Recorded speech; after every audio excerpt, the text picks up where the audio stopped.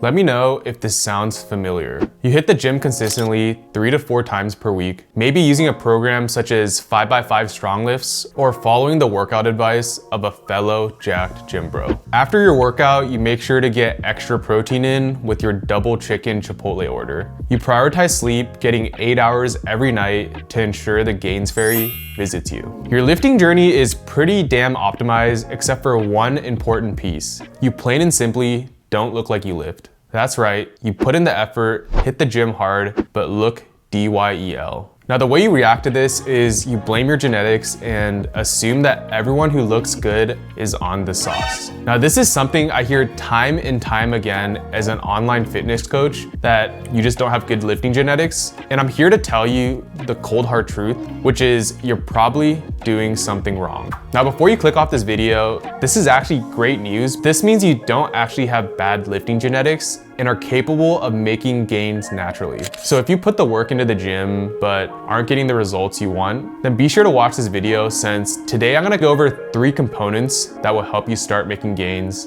today. So there are 3 primary components I'm gonna go over today on how to start making gains and building muscle. So component number 1 is training volume.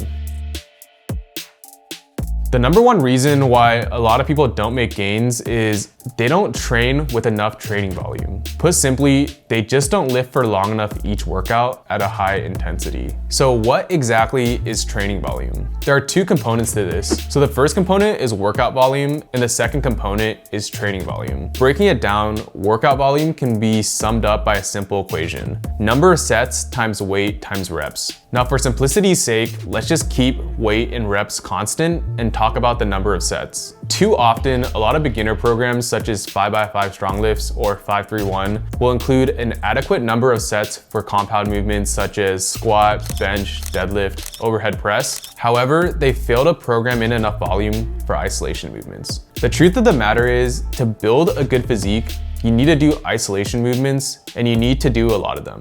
Now, what exactly are these isolation movements I'm talking about? They're essentially exercises that isolate one muscle group. So a simple example is when you're working out your chest, a chest compound movement or a movement that works out multiple muscle groups is the bench press. Compare this to a chest isolation movement, which is the pec deck. The fix to this problem is you basically just wanna add isolation movements to each workout day. Just to make this example easy, let's just say you're hitting chest day. You wanna make sure to hit 3 to 4 sets of a chest isolation movement, such as a pec deck or cable fly.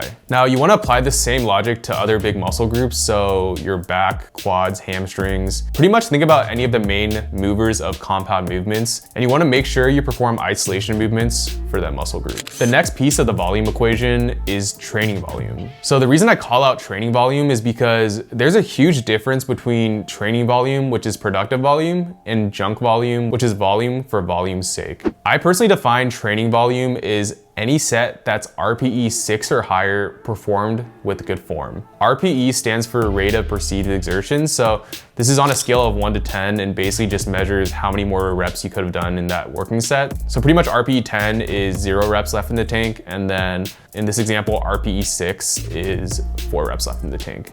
On top of that, good form is critical because if you're lifting with bad form, then you're not effectively targeting the muscle group that you're trying to work out. So whenever you work out, just make sure that you work out with good form and each of your reps are nice and controlled. So the most common way that people rack up junk volume is that they lift with RPE less than 5. In other words, they can just do way more reps. They're just not lifting intensely enough. The other way people rack up junk volume is they use bad form. So this can actually happen if you perform too many sets. Let's say we're doing like German volume training, right? Which is a 10 by 10. So by your 6th set, after doing 5 by 10 of something such as a bench press, you're probably gonna have subpar form just because you're doing way too much volume. And by that 6th set onwards, you're just racking up junk volume. So I would avoid these 2 pitfalls, which is not lifting intensely enough and lifting with bad form. The next piece of the gains puzzle is progressive overload. Progressive overload is basically the mechanism in which your body builds muscle. Put simply, it's just lifting more than last time. It's not surprising to me that most people don't implement progressive overload, because if you look around the gym the next time you're there, most gym goers don't write down their working sets. If you don't write down your working sets and essentially just track your workouts, how do you lift more than last time? I know there's gonna be someone out there saying, oh, I just remember what I did last workout. But the truth of the matter is the human memory has a lot of flaws, right? Like memory recall is a very flawed process. I can't really remember what I did one workout ago, let alone 2 workouts ago. The simple fix to this is just track your workouts. Track your weights, how many reps, and then your RPE per set. By doing this, you can go into the gym and be confident that every time you PR, you're implementing progressive overload. I recommend using the Notes app on your iPhone or your mobile device, or you can even use a good old-fashioned notepad. The key here is you just wanna keep a record of what you did last time so that you can come in the gym, PR, whether that's do more weight, increase the number of reps with the same weight. And by doing this, you can take a metrics-driven approach to ensure that you're making gains every time you work out. The last and final piece of the gains puzzle is eating enough. In order to grow muscle, you need to be in a caloric surplus where your calories in are greater than your calories out. Now, yes, technically you can build muscle by recomping, which is just eating at maintenance, but it's not the most optimal way to build muscle. That's because your body is in the most anabolic state when you're in a caloric surplus. Now, I will caveat and say that you wanna be in a caloric surplus at a reasonable body fat percentage. I would say anywhere between 15 to 25%, where you have enough fluff, but you're not too fat. And the reason you don't wanna be too shredded is because when your body is so shredded, it's more concerned about going into like survival mode. So if you're like at 8% hitting a caloric surplus, it's probably not as effective as if you're at 15% hitting a caloric surplus. On top of this, you wanna make sure that you're getting enough protein in daily. Now here's the catch. Most people think you need to eat 1 gram plus of protein per day. However, when you're bulking, your body is really not at risk of losing muscle unless you don't work out. So you really don't need to eat too much protein. High protein intake's more for when you're dieting and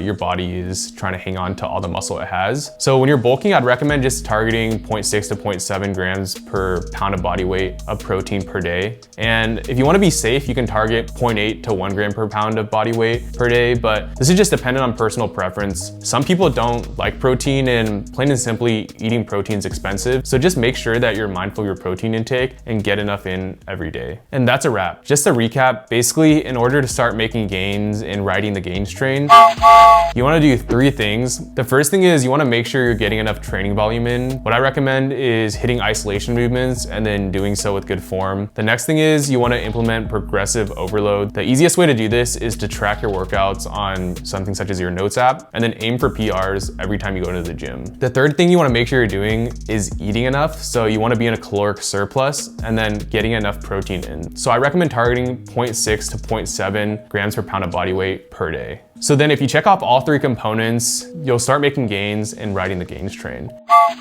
And let me tell you, when you hop on board the gains train, it's super addicting and you're not gonna wanna get off the train. So that's the beauty of lifting. Once you start making newbie gains, you get hooked on the gym. So that's why I'm still working out at least 3 times per week, 9 years later. And I plan on working out for as long as I can. And hopefully you guys will too.